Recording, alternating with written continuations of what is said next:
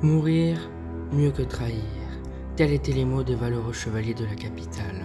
Une guerre sans fin entre elle et le Val. Ces deux villes ne purent jamais s'entendre. Pour cause, les rois de ces cités se livraient la guerre sans aucune diplomatie. Ils n'avaient rien en commun et des opinions divergentes. Mais pour tous deux, le sang qui coulait était la solution. Mais ce qui les agaçait le plus, c'était que l'on leur rappelle que les deux étaient frères. Gare à celui ou celle qui oserait le dire, tous ceux qui osèrent sont aujourd'hui morts. Non loin de la capitale vers l'est, une voie à la tête de mort. Des pirates. Les pirates étaient la plus grande des menaces des mers et des océans. Ils en étaient même les rois. À la capitale, on les craignait. Un soir, la mer était calme. On pouvait entendre le bruit des vagues heurter le bateau. En haut du mât, un homme avait la meilleure vue. Il devait surveiller les alentours en cas d'attaque. Il regardait au loin vers le coucher de soleil. Le soleil semblait se coucher dans la mer. Mais, au loin, un bateau. Il s'approchait.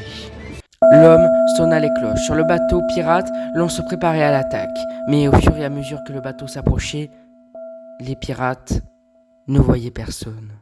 Le bateau semblait abandonné depuis longtemps. Le mât menaçait de tomber et les voiles étaient rongées par le temps. Un épais brouillard accompagnait le bateau de fortune. Le bateau se trouvait maintenant à 10 mètres du bateau pirate, mais il n'y avait personne à bord. Le silence et la confusion régnaient chez les pirates. Tout à coup, un verrou grinça. La porte s'ouvrit, un homme dans l'ombre s'approcha. Le bateau pirate s'approchait de plus en plus, et là, l'homme leva la tête. Il fixait le capitaine. Le capitaine, la peur au visage, laissa tomber sa carte et son compas. Face à lui, un homme au visage souriant et divisé en deux parties différentes, le fixait. De l'autre côté du détroit, dans les sommets les plus hauts, le Val. Une cité dure à atteindre. Dans ses murs, elle abritait 1 million de personnes. La neige rendait la route du Val impraticable. Le commerce et les approvisionnements étaient devenus impossibles par ce temps. La cité suffoquait à l'intérieur de ses propres remparts. Au pied de la vallée, les Capitalois l'avaient bien compris.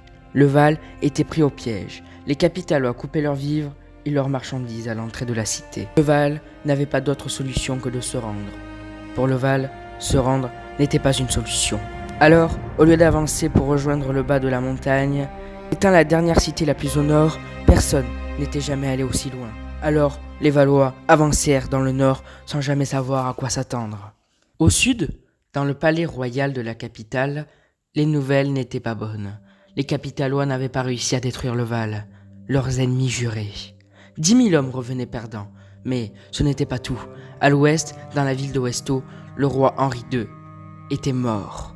Henri II était très apprécié à la couronne. Le roi Albert, roi de la couronne, devait se rendre à ses funérailles.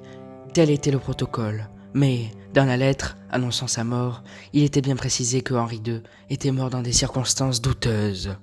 Bien plus au sud de la capitale, l'Eurasse. C'était une cité luxuriante. Le commerce et le tourisme la faisaient en grande partie vivre. 2 millions d'habitants vivaient à l'Eurasse. C'était beaucoup plus que la capitale. L'Eurasse était la deuxième ville la plus au sud.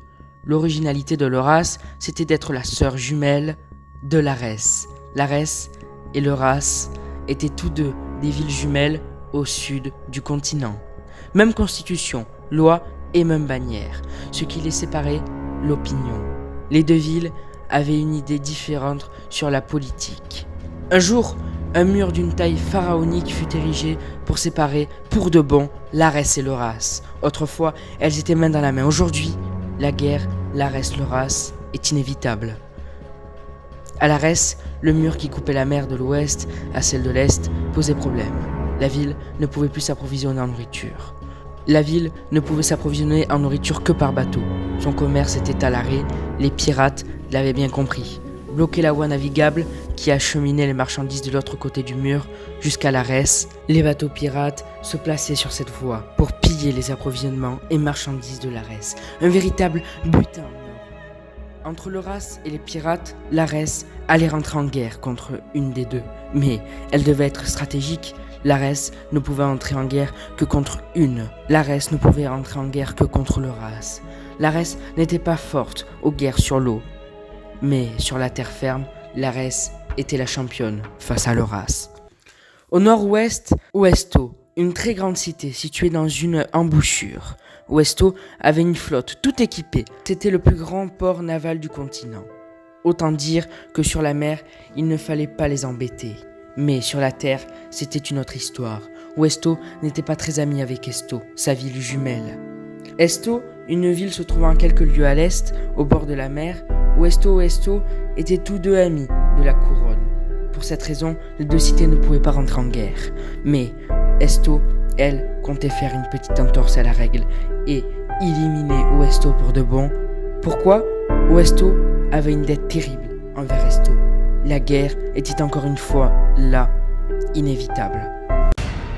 Dans ce monde médiéval, la terreur et le sang en sont la poésie. Mais le pire menace ce monde. Une force obscure compte bien s'en emparer. Dans un monde où la vie est rythmée par la vengeance et un monde où l'on vit pour se faire la guerre.